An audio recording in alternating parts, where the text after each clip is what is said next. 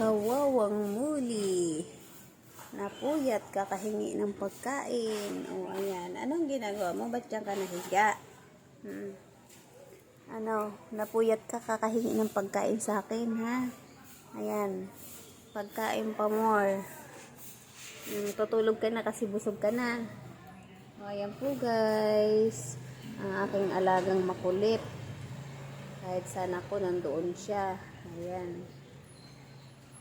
Ayan po ang aking alaga na makulit. Ayan, si Mulikat.